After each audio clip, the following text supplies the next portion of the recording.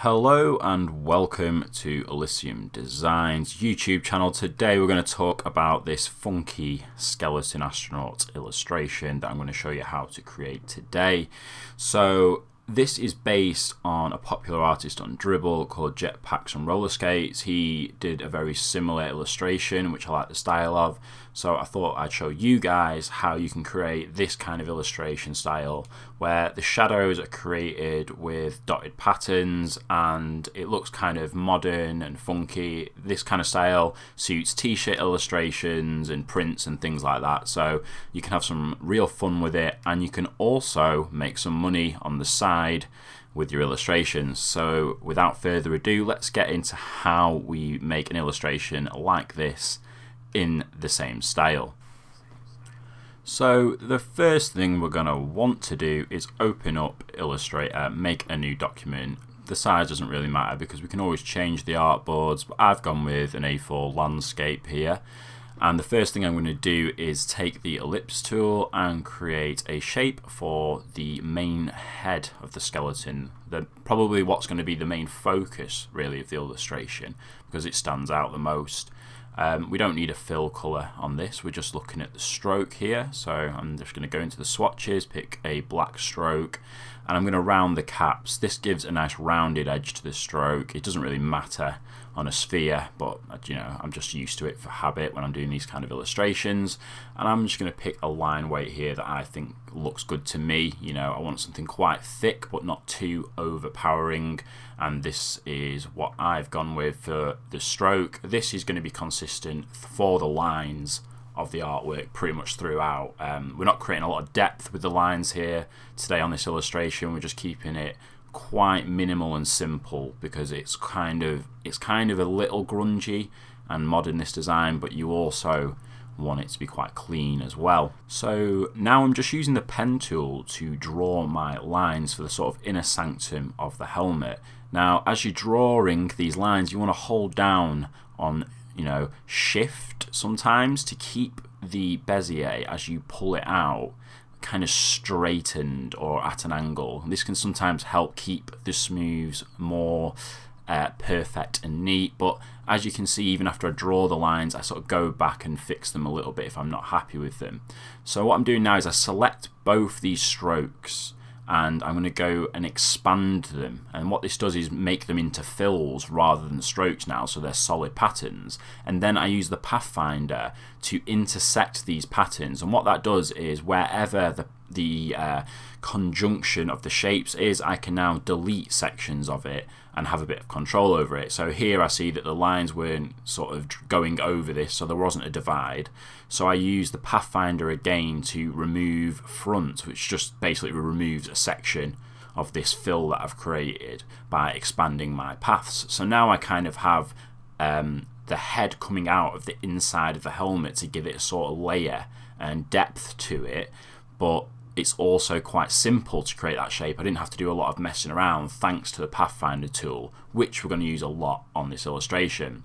So now I'm back and I'm creating circles again with the ellipse tool, and this is for the eyes. So we start with the base because everything is in layers, everything's made up of shapes when it comes to illustration. So I create this ellipse and I'm now going to offset the path, and what this allows me to do is take the circle that I have and I can make it a little larger or smaller in the exact same dimensions and shapes, and this really saves time along with the pathfinder tool when creating this artwork. So I've just duplicated the offset path that I create, and I use the pathfinder to remove front to create this sort of moon shape. And as you can see, you know, I'm always looking at the shape, so I'm going back to the pathfinder. I want to create a little bit of something interesting inside the eye with the highlight I'm creating to add depth to the socket. So I use the pathfinder ellipses and I remove things and add things to create the shapes that I want based on the style, in this case off Dribble, that I'm looking at, because that's the style I like and I'm trying to sort of figure out how he did it so I can figure out how to develop my own styles and use those techniques. So here I am, I'm basically doing the same thing again, ellipse tool to create shapes to make other parts of the illustration, this being the nose. So what I'm trying to do is use these two combined ellipses to make part of the nose. And what I've done to save time again is I hold Alt on the keyboard and I drag as I do, and it duplicates my ellipses, and then I can flip it to the other side, and it just saves me creating another one, trying to get it the same size, etc., because I know it's the same size and the exact same rotation by duplicating it and flipping it to the other side. So now I'm just going to speed up the video a little bit as I finish off the shapes, because you kind of get the idea. If you can use the shape tool, the pathfinder, and offset paths and those things that I've just shown you earlier on, this should all be pretty straightforward. So we don't want to be here all day, because if I play this at normal speed, you'll see me messing around with this nose for way too long. So yeah, I'm just using the same techniques there. Pathfinder, remove front, duplicating that inner nose shape, and creating some details inside with the pathfinder, remove front again, just to create like a little bit of more depth and interesting shapes within that nose for a bit of a highlight. Now I'm creating some teeth with some simple oval shapes created with the ellipse tool. Just drag them along and align them accordingly. So you can have as many teeth as you want. You can make them thinner, longer, more square rather than circular. The world of teeth is yours. So now I'm just filling in the depth behind those teeth to make them stand out and to make the main focus of this illustration really pop, because it's got that thick dark black background now within the helmet to really make that skull stand out as a focal point of your illustration. So just filling in the top here, black again, and there's the kind of head portion completed.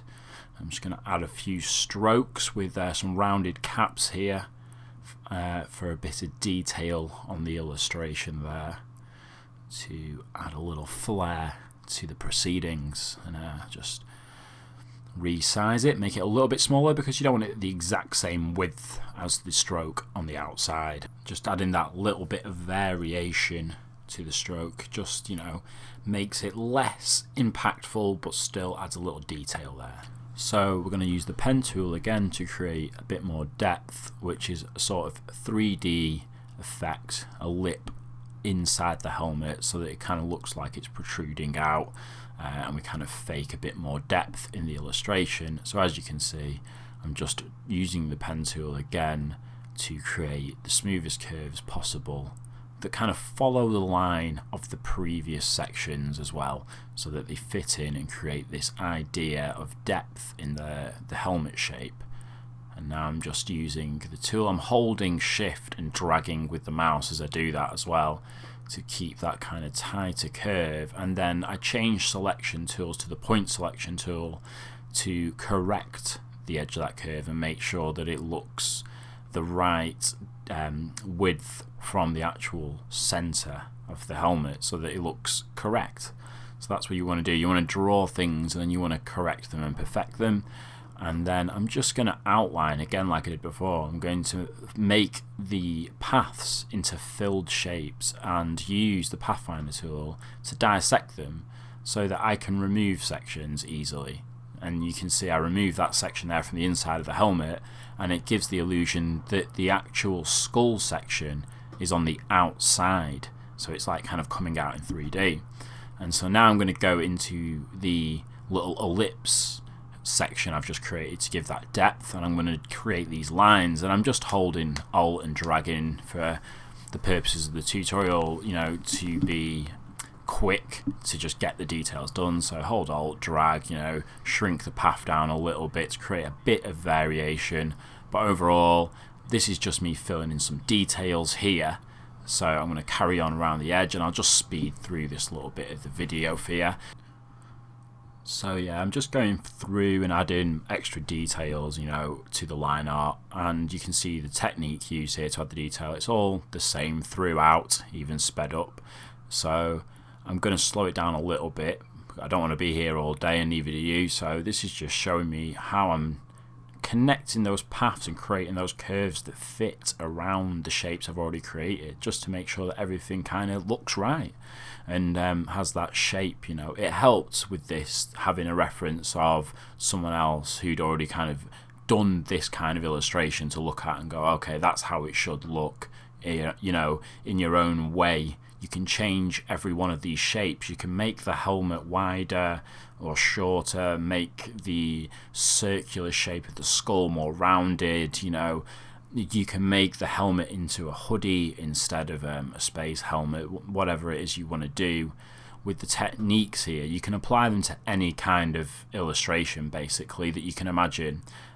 This is just an example of how you do the line art, using offset path here again and ellipses shapes. I quickly create the effect of a highlight there to the left and the shadow there on the right, and I'm adding in those details again, and it's the exact same thing I did just previously inside the helmet as well.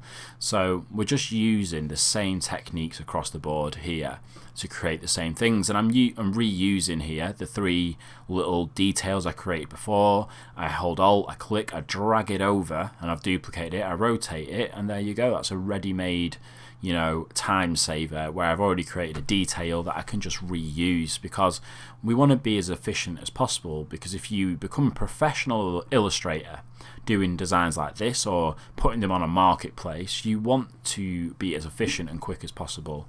So you save time by, as again here, holding Alt, dragging and duplicating and making sure things fit and get them in place. I mean, this tutorial was a little bit rushed just to sort of show people how I basically use these different techniques to, one, speed up the process, but also to just generally create this kind of artwork that you see on Dribble or other design sites like Behance. And yeah, it's a pretty cool style. I mean, I really like it. I really dig the lines and the way they're utilized, and I think just adding that touch of color gives this kind of nice contrast as well, which especially looks good on t-shirt designs and other illustrations like this.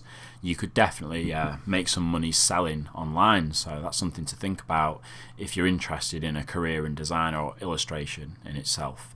So I'm just going to speed up a little bit again here, because you don't need to see me draw every line, otherwise again we'll be here all day. So I'm just adding the details as before, and then I move on to drawing the body. So I'm just moving up what I've created already, grouping it together just to make things easy. Rename the layers there, and just for the body, it's just loose curves really. You want to keep it pretty loose. It gives it this kind of fun, animated, dynamic feel to have these kind of big looping smooth curves. You could go into detail with the hand or the fist. For the purposes of this, it's just a balled up sort of area, and he'd be wearing a glove anyway if he was in space, obviously. And yeah, just filling in the lines of the torso here, and you just see how simple it is to connect 2 paths and create the illusion of a shape. I mean, we've just created the arms and a torso of a character, and it was so simple to connect those shapes together. Here I'm just using, again, simple shapes, a couple of ellipses for eyes, and an outline of a cat's head, a little triangle for a nose, and a couple of smooth curves, rotating it, alt and dragging again to duplicate it, and drawing a couple of little paws there for the kitty. And yeah, I'm just extending the artboard a little and perfecting things as I have done previously. So yeah, there we go. We're just basically there with the line art now, and we're on to the next bit, and I'll just slow down a little so you can see here. This is the backpack basically, and again it's the exact same things we've already done. We're just looking to give it a realistic angle, and the thing with the backpack being there, it gives it that extra depth, so it really kind of draws you into the image and gives you the idea that you're in a 3D space. Because the thing with illustration is it can be so many different styles and variations, and this is kind of obviously a more caricatured style, so it doesn't have to be perfect, but you still want to give it that illusion of depth, because I think that's what makes that original design kind of cool. The use of halftone patterns, like a little bit of colour, and the sort of the thick line art, but in a way just gives it this kind of depth to it, even though the lines themselves are just consistently one key rather than be varied for the idea of giving you some kind of forced perspective. So for instance, if a line was thicker the closer this character was to the camera, that would make sense because it makes the lines look thicker and closer to you, and the ones that are further away to the viewer of the character's eye would be thinner because they're further away, and that creates depth in that sense as well. But for this style, for the intensive purposes of this tutorial, the line art is a lot easier because we're just keeping it uniform, the same stroke for pretty much every line is the same depth. So I'm just creating some details here for the arms. The backpack is finished, and these little flares of detail just add a little bit more again to the illustration. You could spend as long as you want on this, creating minute details that you've imagined, doing something crazy with the helmet or a weird shape with the eyes, and there are limitless possibilities on how to develop from this tutorial to other illustrations and to utilize the techniques inside this tutorial going forward in your illustrations. If you're new to illustrating or you're just looking to add some extra skills to your wheelhouse you may not have yet, and you're looking to create illustrations like this. So there we go. I'm just adding little extra details for no reason at all here now to the backpack, just playing around. And again, it's the same technique. I have filled that stroke into a shape. I'm going to use the pathfinder again to dissect, and I'm going to remove unwanted pieces to create sort of cool inside pattern and intricate depth. So I'll speed through a bit again, and let's get to the use of the half-tone dots as fills that will give you that kind of shadow you want, that shadow effect that gives this its kind of own effective flavour as a style.